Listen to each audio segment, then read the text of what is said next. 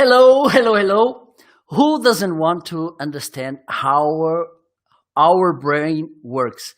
Who doesn't want to know why we act the way we act or why others act the way they act, behave the way they behave? If you want to know a little bit more about this, please stay tuned because in a moment I will be back with Tim Hash to talk about this. See you.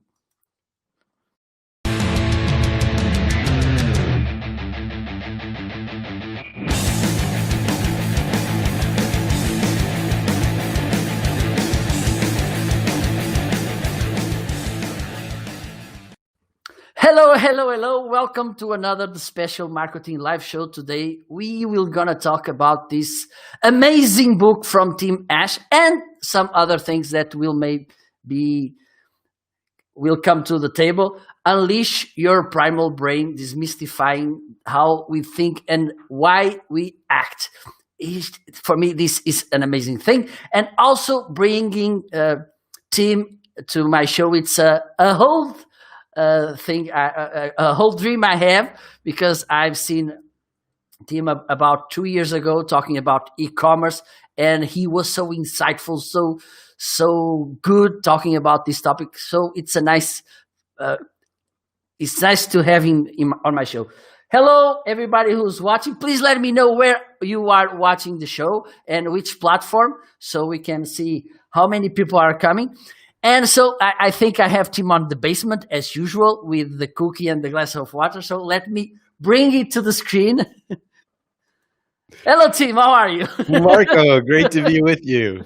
I'm doing very well. Bom dia or boa tarde. I don't know where people are in the world. Yeah, we have people from Brazil, yes. Okay. Hello, Ronaldo.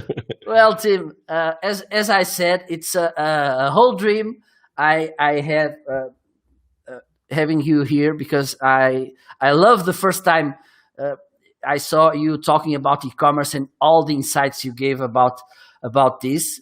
And thank you so much for being here. I will ask you please to introduce yourself, and then we can go deep into these topics we have today.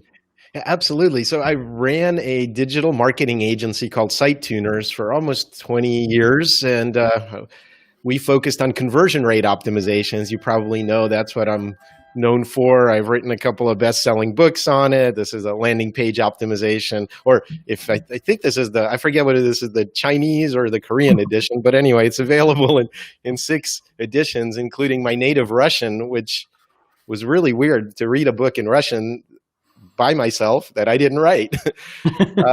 But as we built Site Tuners, we work with companies like Nestle, Facebook, Google, Expedia, and so on, and created $1.2 billion in value through conversion rate optimization. And it's now in the capable hands of my business partners and is growing like crazy. I've started focusing more on keynote speaking. As you know from my badge wall there, I do a little bit of that across 4 continents, and finishing my new book, as you mentioned, which we'll be talking about.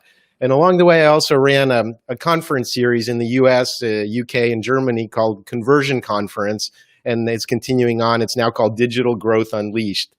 So I founded that and ran it for about 10 years as well. So that's just a quick background. Perfect. Thank you. And thank to all of you who are watching. Tony, hello, Tony, which is ready for popcorns. Hello, Ryan, good to have you. Hello, Arnaldo from Brazil. Look. From Rio de Janeiro. St. Louis, Missouri. And also from South Dakota. From Oporto, also Portugal. Good to have you here. So, well, I think the same.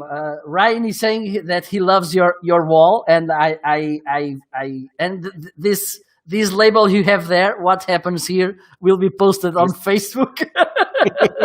Yeah, unfortunately, that's why I never take pictures of my kids anymore, because they don't want it posted on Facebook. Absolutely. So, Tim, let me push a little bit back to those times when I met you, and you were talking about e-commerce. And my audience also, it's an audience which is into marketing, and I think it's good to talk a little bit about e-commerce also, and because it also has this behavioral thing embedded. Which are, in your opinion, based on people's behavior, the most common mistakes people are making, which are hurting sales, conversion rates, and everything on e-commerce sites? Well, specifically on e-commerce sites, I can just do a quick list. You can argue with me. I also have a whole section on e-commerce best practices in the book and keynote and do workshops on it. But the biggest problem I've seen is banner ads on the homepage. They take up all the room. They trigger you with motion, and you can't avoid looking at motion from a survival perspective. Anything moving quickly in your visual field, you have to pay attention to. So the fact that they're just commercials on your own website, trying to guess at what people want, that they're using motion to capture attention, that's a huge problem. Basically, get rid of your banner ads. Get rid of your banner completely. And people ask me, what do you do instead? Well, whatever's below it, just move it up and you'll have better performance. Another common mistake I see is actually, if you sell a lot of different products, having products on the homepage. The homepage is not the place to sell anything. The homepage is to get you closer to your goal. So people need to understand what's the selection that you have, what's possible for them to buy, and so on. So there should be two things on your homepage. Maybe brands, if you sell a lot of powerful brands and they're more popular than your own website brand, and then permanent navigation for categories. So the goal of the homepage is to get me closer to my goal. It's not to sell me an item that you're guessing at. So my hard rule is never any individual products on the homepage. So those are just a couple of the obvious ones, but. Perfect. Thank you. Okay, there you go. And based on the research you made about this book and the others, which things could be crucial to improve? First, how many time people spend in your website, and to improve conversion rates. So because they are so low, right? Usually. Yeah, usually very low. Which do you think could be nice tips for people to improve this? Okay, well, let's talk about merchandising, because I hear a lot of e-commerce companies specifically saying, hey, we're like the Amazon of our space. We're the Amazon of shoes, or we're the Amazon of ties, or I don't know, it doesn't really matter, party supplies. We sell everything. And so they have a lot of very similar products in their product line, because they usually drop ship and they can just put stuff into their database and their feed, and it's all available, if you will. The problem is you're actually overwhelming people with choice. So one of the recommendations that I make is actually think about your merchandising. In each category, you should have a good, better, or best product. And it should be obvious. One is your high-end one is your low-price one, and there's something in the middle. Most of us overwhelm with choice. Most of e-commerce sites I've seen have, okay, here's 16 products, and they're all basically the same. They look the same. They cost about the same. They have similar features and benefits. So one of the things I think you should actually do is take away product choice. I think you should make it really clear. We have some really high-end stuff for anchoring purposes and try to maximize our margins if someone wants to buy that. We have the really low price ones. If that's what you're looking for, don't run away. We have something in your price range. And then we have the mid-range one that's kind of bracketed by those two. So really thin out your merchandising. Think about why you have something. You should only have something if it's missing, if there's a hole in your product lineup, or if it's a high margin product, say that you private label and sell yourself or something like that. Absolutely. Perfect. Because I don't know if you already read the book from Harry Schwartz, The Paradox of Choice. Of course. Yeah. And that's he talks about these two logics, which for me makes make all the sense, which is first, what should I pick? It's amazing because you have so many choices, so many options, so many different colors, sizes, and everything. And then you make the purchase, you buy, and you get terrified and with the question, did I bought the right thing? Yes, buyer's regret. Yeah, so absolutely. So again, how you package up your choice. If you really do have a complicated type of product that has a lot of different features or possible combinations of features to select it, what you should do is you should develop a wizard to guide people towards the solution. So you ask them a series of simple questions. Wizards aren't anything fancy. It's a series of light box popovers in which you give them mutually exclusive 2 to 4-way choices.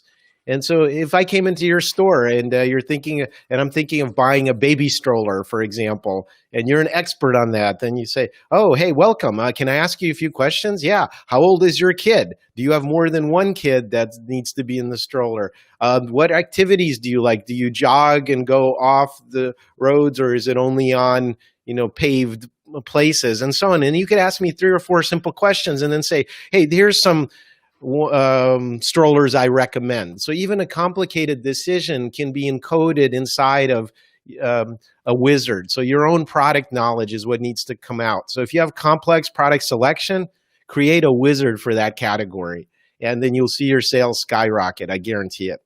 It's a little extra work, but what you're essentially doing is taking your expert knowledge of your product line and making it into something that is digestible for me. Instead of saying, I'm going to throw up all over you, and you pick 2 out of these 500 different products.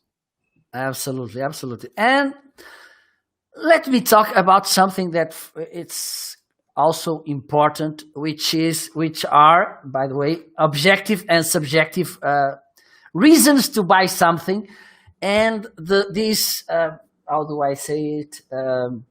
These product tables, we see, okay, with only characteristics and so few benefits, if they have, because some of them don't have. And Yes. the situation is, Tim, usually we buy things because we fall in love with them. There's, even though we tend to say, oh, I'm irrational. Yes. Oh my God. Yes. Oh, I'm emotional. No. I don't let emotions rule my world. No, not at all. But the fact I'm logical. I'm Mr. Spock. yeah, absolutely. It's not. And we are emotional most of the time. All of the time. We can talk about that in a minute. Absolutely. And the point is, okay, I have this e-commerce, and I have to talk to both sides of the brain, because one message should go to your brain to sell you, and the other one should go to your brain to justify to your husband or wife, to your friends, why did you buy that? Actually, I don't think you need the second part. You just need the emotional part. There's a common misconception, and I talk about it in the book, is the logical part, the conscious part of the mind actually doesn't decide at all. Decisions are based on survival. And from an evolutionary standpoint, if we experience something in the past that got us a better chance of surviving, then we have an affinity for that. We like it. If it's something that we had a bad experience with that decreased our chances of survival, we have an aversion to it and we try to run away from it. So when you have infinitely many choices, as you do in every instant of your life, emotions help you to narrow the choices and to pick one as a course of action. So there have been studies of the brain where people have had various kinds of brain damage. You literally cannot make a decision without emotion being involved. All the conscious mind does is provide you with options. Emotions decide every time. Absolutely. There's this book about from Damasio, the Portuguese doctor. Yes, that's and right. He has the mistake of Descartes or something. I don't know the right. Yeah, Descartes' error. That's right. Yes, it's one of the books that I reread for mine. And I hate to say it. I know you have local Portuguese affinity for him, but unfortunately, it's a very dense book, very difficult to understand. It was a lot of work to reread that one, so I don't recommend it. But he is right that the basic premise that Descartes said back in the 1700s, I think, therefore I exist. And we're all his philosophical grandchildren. But that's actually a lie. The rational mind is not in charge. Absolutely, absolutely. And I don't know if you know, maybe you know this. I don't know if he's a psychologist, Dan Gilbert. Not familiar, no. Yeah, he's also an amazing guy, and he has these TED Talks. Oh, so you're rational? Yes, I am. And so let me ask you something. Do you cry when you see a movie or you get upset or something? Yes, I do. But you know that's not true. Yeah, the movie's not real. Yeah. No, that's interesting because stories are a very sneaky way to get in our heads. We think we're individuals. The fact that is that we're very cultural creatures. In fact, we evolved for culture. And that means that we automatically copy and imitate those around us in our cultural tribe. And we're not original. There's this big back door into our brains through storytelling, and we take on the values and information and cultural package about our tribe.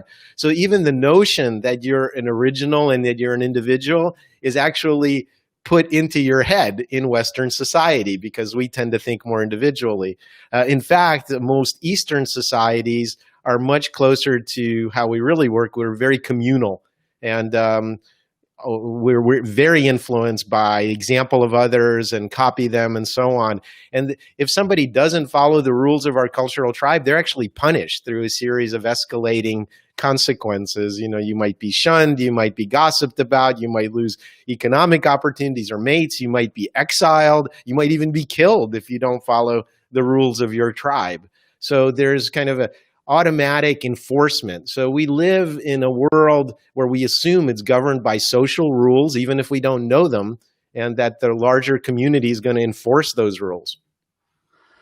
Absolutely. Well, good you talk about this because I'm going to ask you about the biggest fear we have as humans, which is public speaking. Public speaking? That's not one of my fears. Yeah, mine neither. But I think most of the surveys people do, it comes in the top three in I think all of them, and this relates to a survival instinct, a survival thing we developed some years ago, I think, which is funny because, as you said, and it's really important. Storytelling and the importance of stories to get the communication flowing and everything. But in the flip side, we see this situation because for you to tell a story, one of the things sometimes you have to do is to talk to a public, and you have this fear. Yeah, well, the fear is of being judged or of saying something that's going to change our place in the tribe, influence how people perceive us and so on. So that's the real fear. It's not about the public speaking. It's about the social consequences of saying what we're going to say. And especially on a large stage in front of more people. The biggest one I did was actually in Brazil a couple of years ago at RD Summit in front of 12,000 people. If you say something, and I started by saying a Portuguese phrase because I wanted to, something like, hey, I'm so happy to be in Brazil. You have such a warm country or something like that. And I forgot, even though I rehearsed it, that line. And so the fear of messing up in front of 12,000 people was significant. But then I remembered it, and they were kind of on my side after I made the mistake. Yeah. Brazilian people are very warm. So, well, we have some comments here from here. Tony is saying storytelling is a very unique skill. Can you tell a little bit more about why does storytelling is so sticky? Yes. So I actually have a whole chapter in the book called "Let Me Tell You a Story," and it's about the evolutionary purpose of storytelling. So it's important to understand why it evolved. There are two main reasons for storytelling. The first one is simulation. So there's this. If some of you may be familiar with a movie called Sophie's Choice, had Meryl Streep in it, and she's in a World War II Nazi concentration camp, and basically has to make the choice of which of her children is going to live and which one won't. Now that's, I hope, a choice that none of us have to make, especially if you're a parent, but by watching that movie, you get to experience that without the negative consequences. It's the same reason that we dream during REM sleep. What actually happens is we're simulating negative things. The bear is running after you and is going to kill you, right? And your body is actually paralyzed during REM sleep, so voluntary muscles, so you can't literally run off the cliff or run into a wall while you're sleeping. So basically, it's to simulate things. And storytelling is a way to, for me to share my experience so that you can have the benefit of it without the pain of having to go through the experience yourself. The other function of storytelling is to reinforce cultural values and norms so that you have stronger tribal cohesion. And in this sense, what we've known is that people that are listening to a story, they synchronize with the person telling the story. Literally, the same parts of the brain light up. And this could be even if the story is told in a different language than translated for you, that you get basically the meaning of the story, and it activates the same parts of the brain as the person telling it.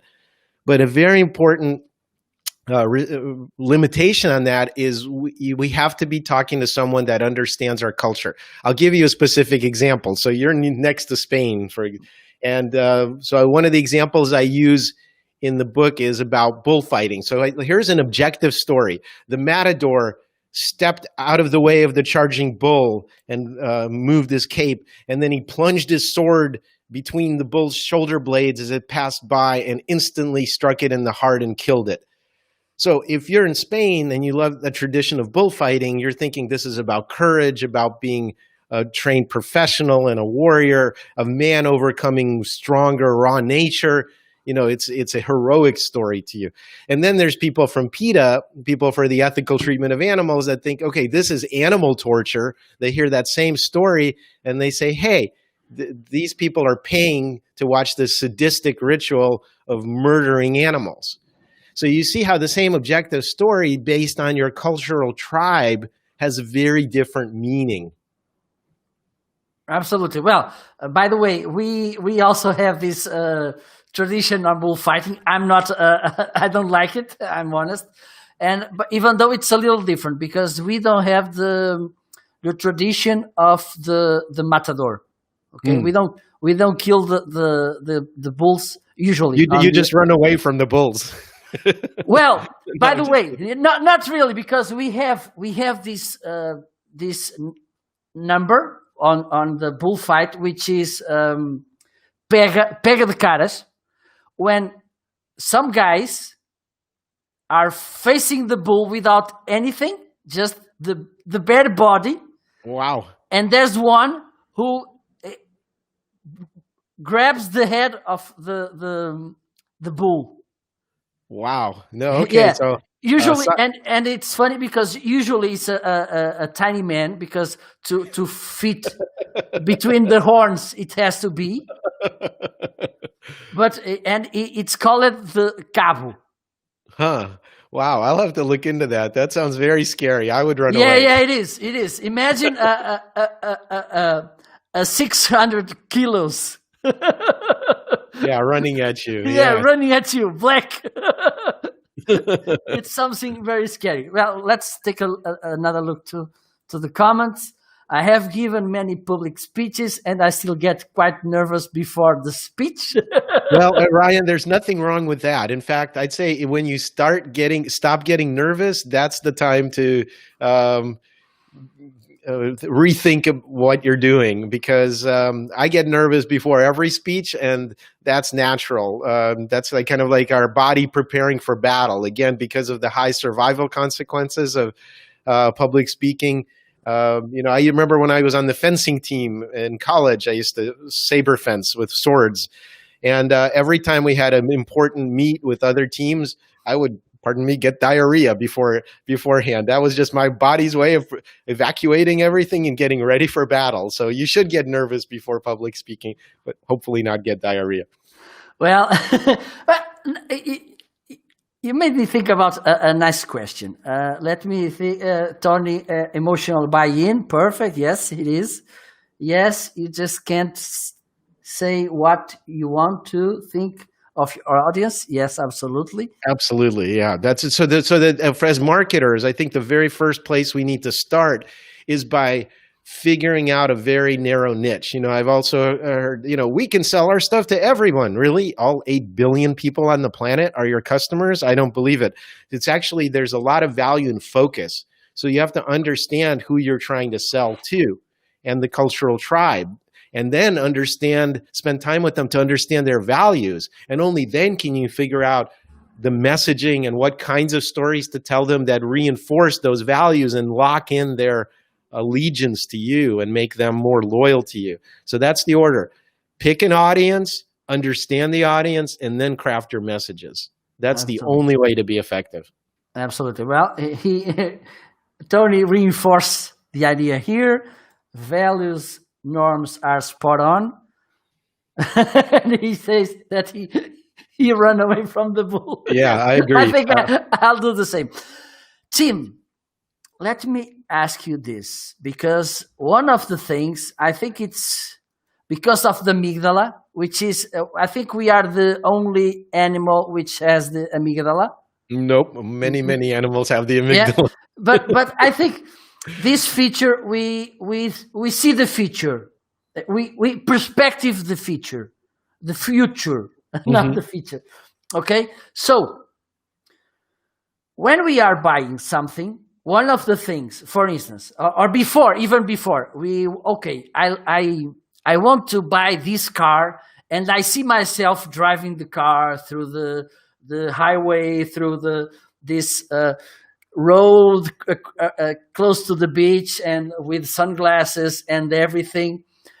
How can we, as marketers, help our prospective customers or customers to make the movie more real, if I made myself clear? Mm-hmm.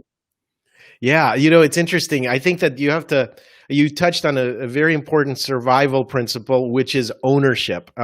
We overvalue something that we own, and the evolutionary reason for this is before we were nomads. We didn't have a house. We didn't have a closet in the house. We didn't have a garage full of garbage that we can save. So we were just literally carrying everything we needed. So everything we carried had to have survival value. It could be a weapon. It could be clothes to protect us from the elements. It could be water or food. It could be our screaming baby that can't walk yet. But it was an energy trade-off. If you had to carry it, that means you're expending energy to maintain it. And it better be very powerful in terms of survival. So we overvalue things that we own. And now, even though we can own a lot of things and we have the room to store them and everything, we still overvalue it. So one of the things as marketers we can do is make you feel a sense of ownership. And so your car example was perfect. If you're thinking about buying a new car, you come to the dealer and you say, hey, this one looks pretty good. The first thing they're going to say, hey, let's take it for a test drive. Because you're trying it on for size. You're trying to see what the experience it would be like, the enjoyment of driving that car, every little detail of it. And so anything you can do to customize it, let somebody try it for free, experience it, that will make them feel attached to it and value it a lot. And that will increase the chances of them buying it.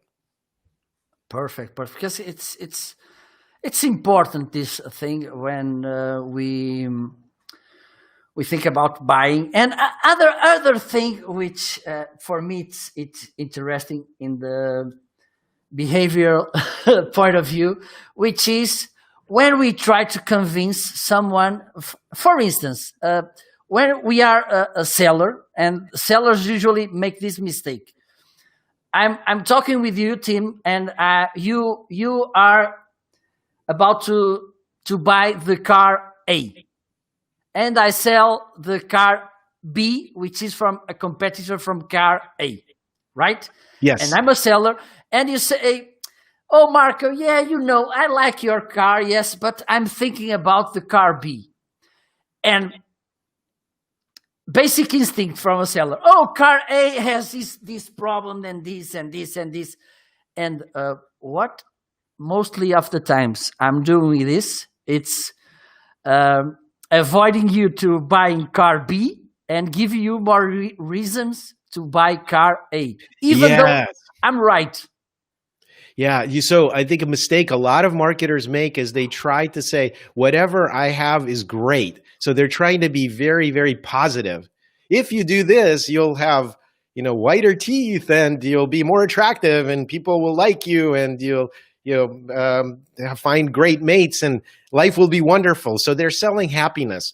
The problem is our brain is not designed for happiness. It gives us little chemical payoffs for happiness to keep us motivated to get to our goals.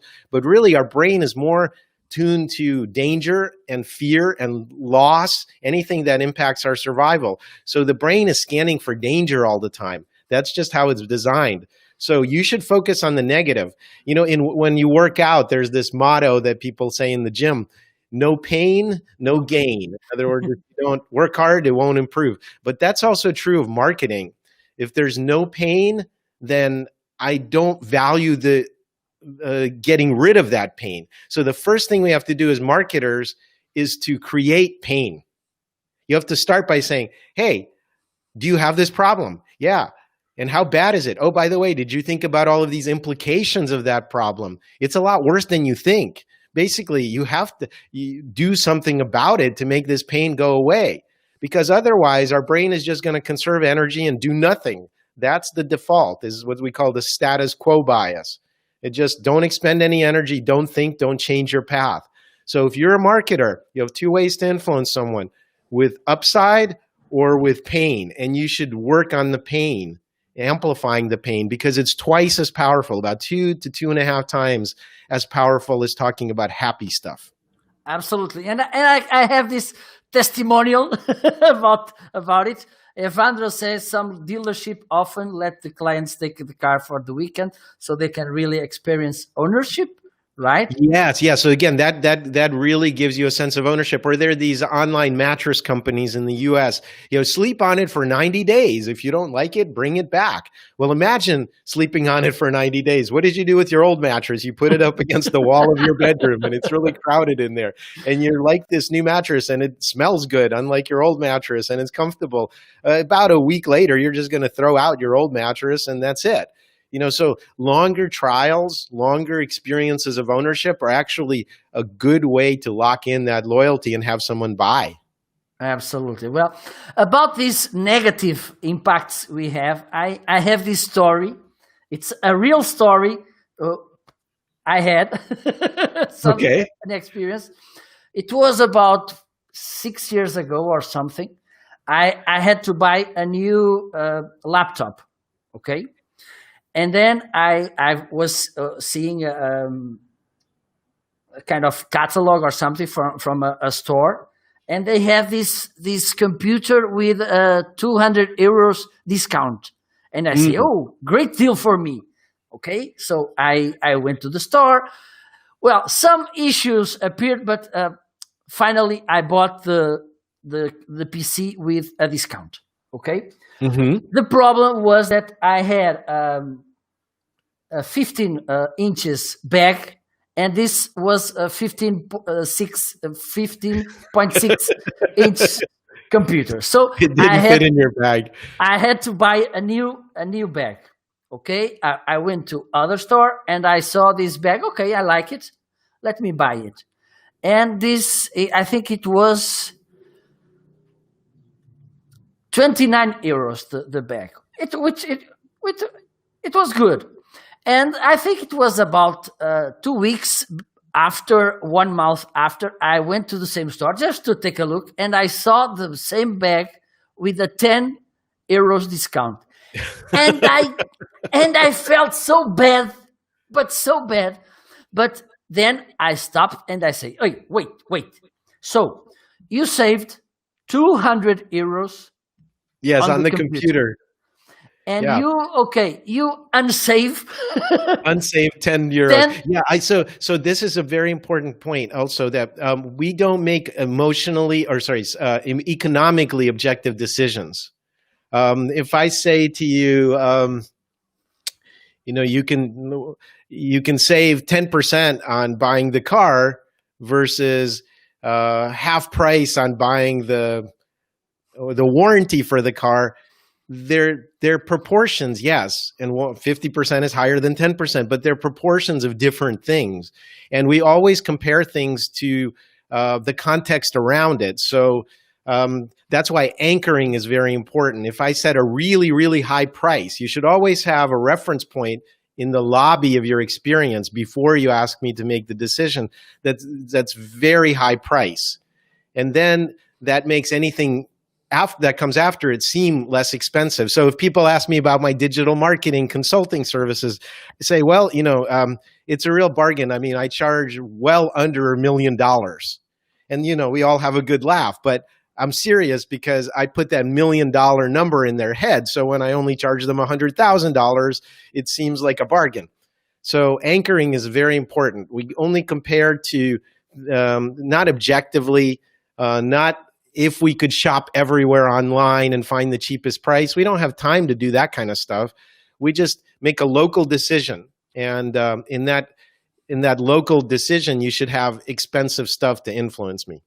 Absolutely. Well, Diogo talks about, puts a nice topic also in the conversation. Booking.com does a really well using fear of missing out, which is something, scarcity and social proof. Mm-hmm. Your thoughts on this, Tim? Please? Yeah, again, from an evolutionary standpoint, because in my book, I kind of say everything that we do is based on how we evolved and why our brains evolved. So fear of missing out. Well, let's take again the example of our great grandfather who is walking around in East Africa and he finds this sharp rock. Okay, and you can use it to skin animals or to cut his food, and it might be useful. But now I have to decide: do I carry that rock with me? Maybe I go down the street, the road, down 10 minutes away, and there's a whole field of these sharp rocks, and I didn't need to carry it. Or maybe I'm going to go into the desert and there are no other sharp rocks around forever. And so I'm going to need that tool. And so these decisions, again, had strong survival implications. And so fear of missing out is, will this resource be scarce in the future or will it be commonly available? So, and if I'm in the desert and I see a tiny little small green plant and I'm thirsty, I'm going to look for that as a source of water and I'll pay attention to that. If, on the other hand, I live next to a river and I can just drink water anytime I want to, the availability of water isn't even going to get my attention because it's so commonly available in the environment. So we look for signs like scarcity or missing out on resources because, again, they have survival value. And that's why only 3 left, or you have only 10 minutes to act, and then this offer goes away. You've seen all that on TV infomercials. That's why it works. Because we don't know if we'll ever see the opportunity again. Yeah, so, and even though we don't need it right now, who knows if I will need it tomorrow? That's right. And we always have the room in the closet or the garage to store all of this crap so we can buy it. So does this be a good reason to use, for instance, remarketing? Well, remarketing is basically, I see it as an amplifier on the marketing dollars you spent. Someone already came to your site, and I look at remarketing as more of a reminder to keep you in their mind. So if I was on your website and I was shopping for something and then I left your website, a half hour later, I'm not thinking about it anymore. I have other survival goals that I'm paying attention to. So if I see an advertisement for your same product, it just makes me think about it again. So it's not so much about the fear of missing out. It's about reactivating that goal and making me focus on that goal-seeking behavior again. Okay, perfect. I have something I have lots of things to ask you, but this one on the marketing perspective, it's also very important, which is comparing. Yes. We go to we want to buy a TV set, okay, and what we compare? We compare image quality. We have this one which has an amazing sharp image, which costs 2,000 euros, but on the very next side, we have this with 3,000, but it has a little bit sharper image, and we say, "Oh my God, that one has the image! Oh my God!" And how could this compare? Because we are comparing all the again, time. we're comparing to local choices. So it's really important about the context of the choice. So there's some key things here. One is we can only consider 3 or 4 items at a time in short-term memory. Okay, so if you have a wall of televisions that you're expected to select from, that's too much. Okay, you should kind of, if I was in the store and I was creating the experience, I'd say, okay, here's all the televisions of one size, here's the next bigger size, here's the next bigger size. So first I'd have you pick the size you want. And then I would only have 3 or 4 choices within each size. And then you could look at them and compare choices. So the amount of choice is important. You can't overwhelm or have too much choice. So no more than 4 items to compare. That's very important. And then the other thing that you want to do is there's going to be a lot of things that these televisions have in common. So their size, for example, or the fact that they're all flat, or you can hang them on the wall. Those are all common features. So you have to actively differentiate them by saying what's unique about them. Okay, this one includes an extended warranty. This one has better image quality, or this one is more reliable. Okay, so you actually have to highlight the differences. Don't talk about the things that they all have in common. Highlight the differences to help me make the choice. Okay, that's perfect, because we are comparing all the time. For instance, on TV sets, usually we compare the image, but for instance, in wines, because we can't compare flavors, it's mostly about price. How do you recommend for us to use, for instance, with this kind of things which we cannot compare? Properly features, if I made myself clear. Yes. How can we as marketers make things to sell what we want to sell? If I made myself clear. So you have a great thing, which is like the bottle of wine. You can't open it, you can't experience it until after you buy it. It doesn't have any objective features. So this is where social proof comes in and becomes even more important. So all of the Wine Spectator or the rating guides, or it won a gold medal in some competition, that's when that becomes important. Or it's the bestseller, or just the opposite, it's limited edition and there's only 500 bottles of this ever made, the scarcity. So we use other criteria. And we also look to our social circle. So what are our friends drinking? And so again, it's important to have the context for the decision and to anchor it properly.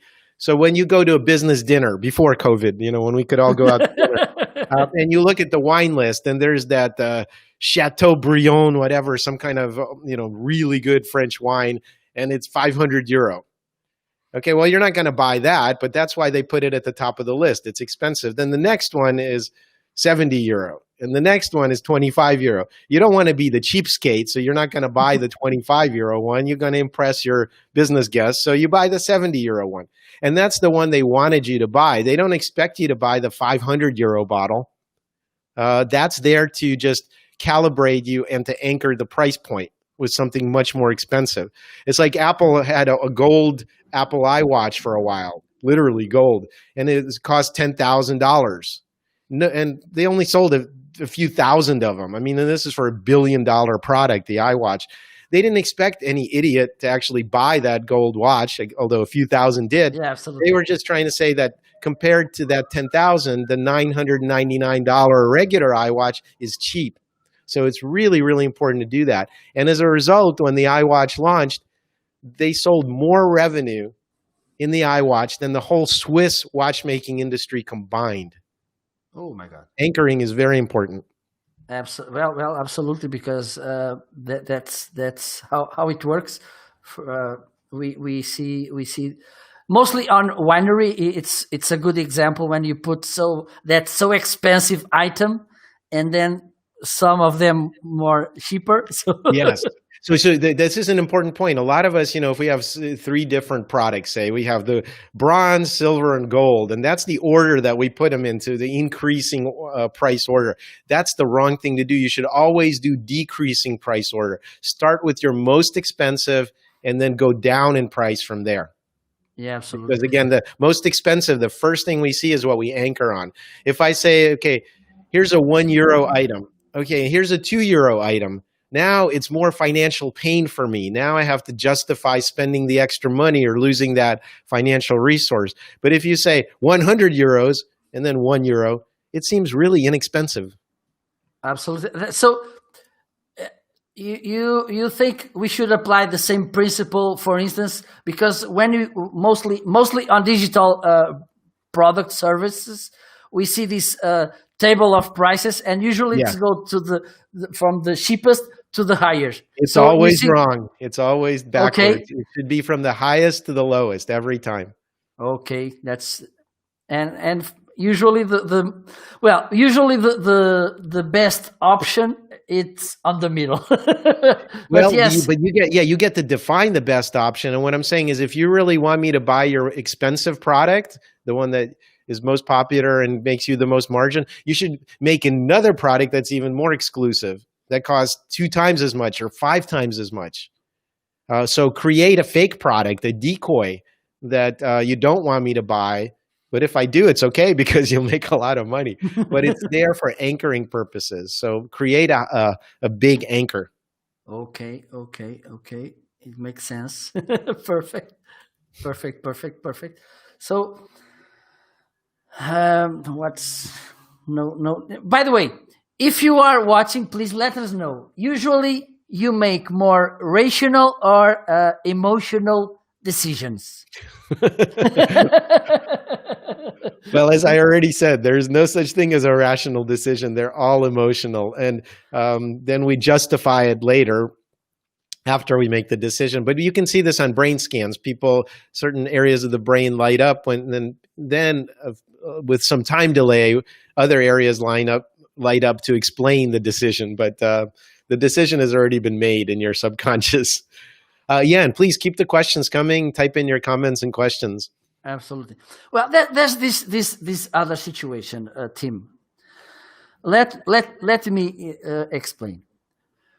One of the things, and this could be a little bit manipulation. You can because there are some brands and professionals who do this, and because by these days all these things, how the brain works, are so studied that we know a lot of things.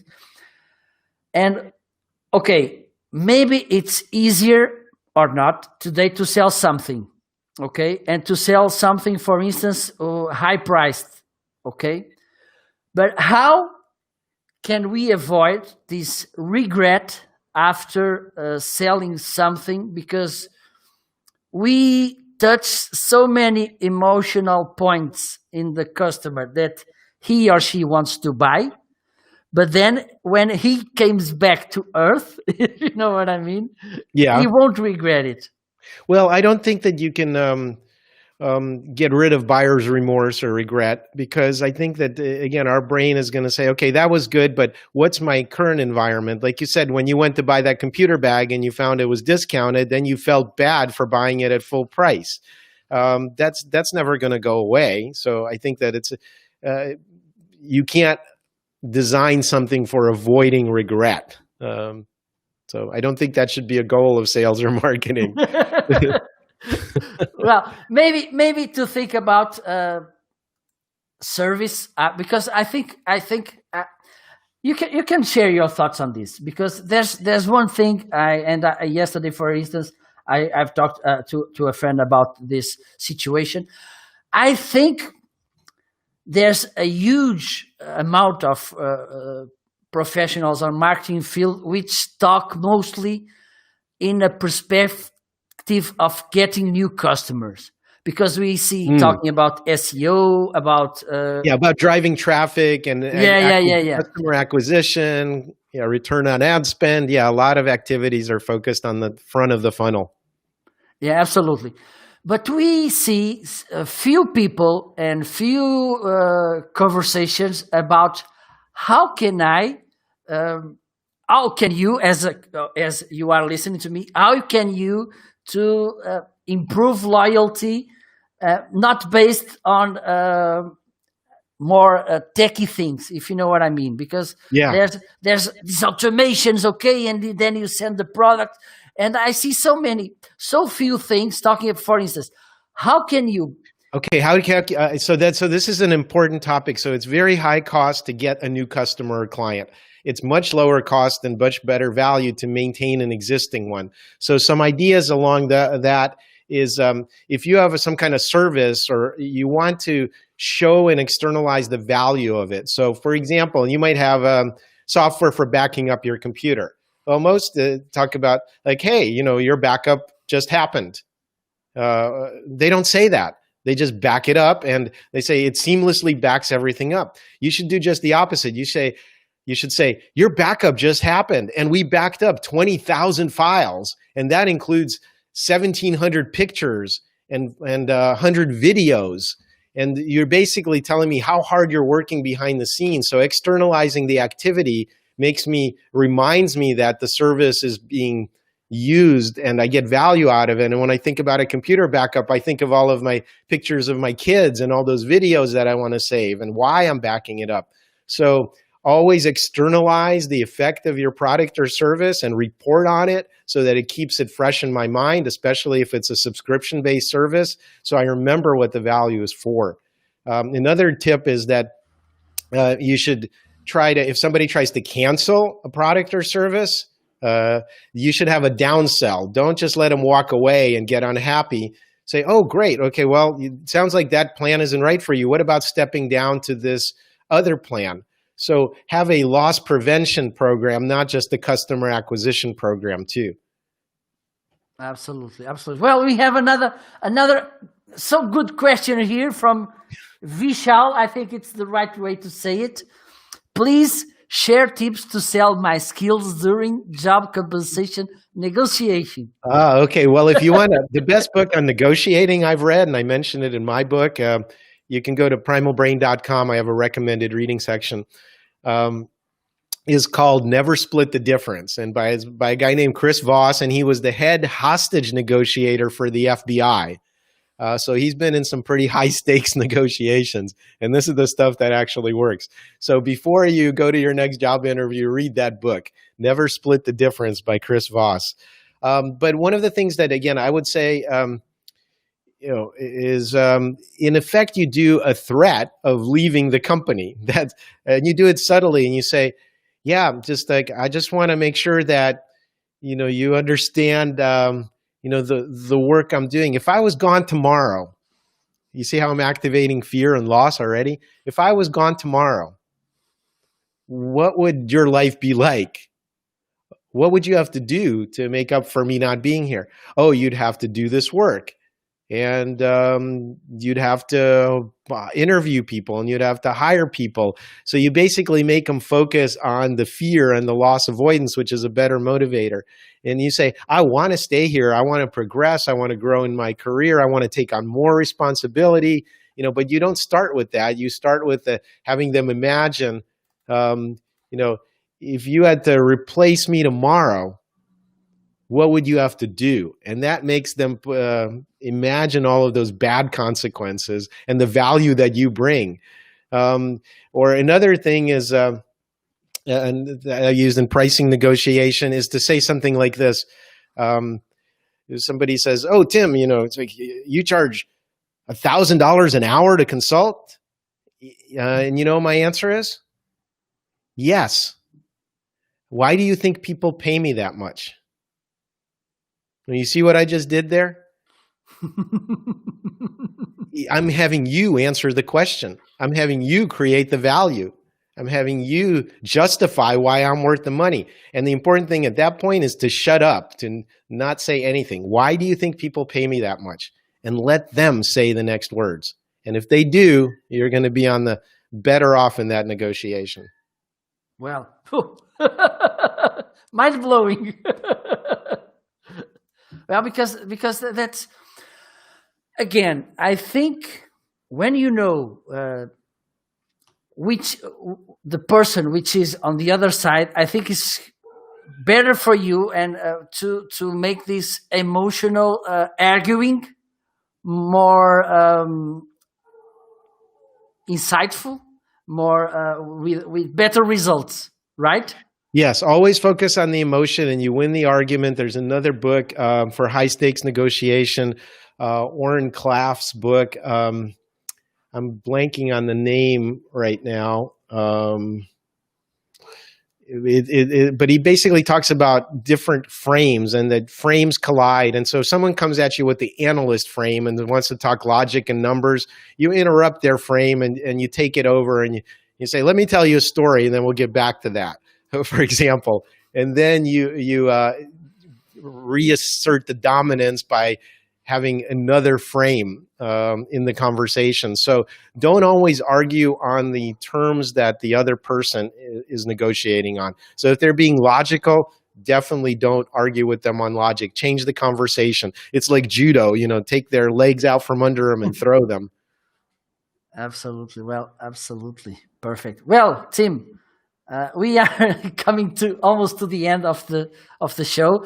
Don't forget, I have here, if you want to know more about Tim's book, please follow this link. I put it also. Yes. And the book is available everywhere as an ebook and an audiobook, which I narrated myself. And then it's not launching till next April in paperback, but if you want to get autographed pre-release copies of it, that's available through the website. So all the information on where to buy it is at primalbrain.com, as Marco is showing on the screen right now. And also on comments. So, Tim, we are almost reaching the end, but I can't let you go without asking you the guest suggestions. Let me put the intro, I think.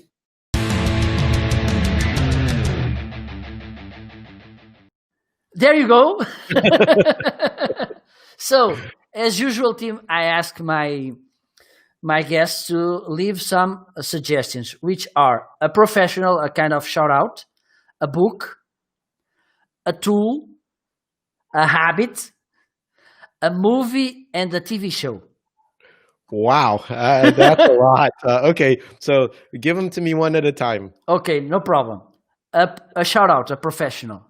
Which we should follow. Robert Cialdini. He's okay. He's been a professional crush of mine for a long time. He was kind enough to blurb my book, and he's the guy on persuasion. Absolutely, it's very good. A book. Book. I'm sorry, I have to plug my own book, but also not just because I wrote it, but because it's a really good book. This helps you in business, in relationships, in personal development. It's basically the operating system for our brain and why we evolved to act the way that we do. So pick up a copy, primalbrain.com. Perfect. A habit. A habit, get enough sleep, 7 to 9 hours of sleep, non-negotiable for me. I don't care if my teenage kids stay up. I'm going to bed at 10 o'clock because my body wakes me up at 6. Oh, perfect. Perfect. So 2 habits you told: sleep and get up soon. Well, I don't get up early, but intentionally, I get up early because my body just wakes me up. Okay, perfect. A tool. I really love this plugin for web browsers called Crystal. Crystal Knows is the website. Basically, when you look at someone's LinkedIn profile, it pulls up a sidebar that tells you their personality type and how to interact with them. So if you're working a lot with strangers or people that you don't understand, I strongly suggest you get this plugin. It's amazing. All it does is scrape their profile, and then it tells you what their personality is and how to interact with them. It's a kind of Chrome extension? Yeah. Okay, I will take a look. It works with Gmail as well, but I use it primarily as a sidebar on my LinkedIn because I interact with a lot of people. Oh, perfect. A movie. A movie. I love Saving Private Ryan. I like a lot Oh, of heroic movies and overcoming adversity. That one was really well made. perfect. Yeah, yeah. It was an amazing movie. Yes, and a TV show. TV show. I'm afraid that if the reality of the world isn't bad enough for you, on Hulu, there's a great show called The Handmaid's Tale, and I'm still Okay. waiting for the next season to come out. It's about this dystopian future, which is looking much more like our current reality. That's all I'm going to say. Perfect. Well, Tim, it was amazing. I think this Philip is saying he tells the personality. Oh my Yes, it's amazing. So the plugin is called Crystal. The website is crystalknows, KNOWS.com. Okay, perfect. I think this comment from Philip, it's good to wrap up all the show. Oh my God, it's showing really good tips. It's just one after the other. I have to rewatch it. Thank you so much. Felipe. I appreciate it. Thank you so much, team.